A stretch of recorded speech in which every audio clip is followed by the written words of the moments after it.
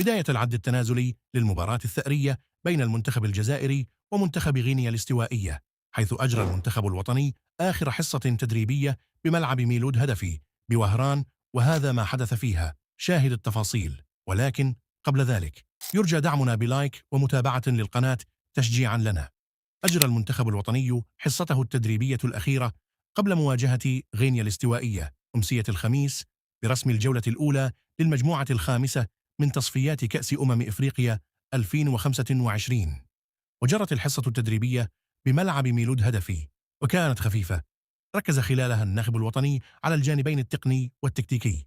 وخلال الحصة الأخيرة اكتفى ريان آيت نوري مرة أخرى بالتدرب على انفراد بسبب عدم تعافيه من إصابته، ما يعني عدم مشاركته في مباراة غينيا الاستوائية، وهذا ما يضع بيتكوفيتش في ورطة ويجعله يفكر في إقحام جوان حجام أو نوفلا خاسف على الجهة اليسرى.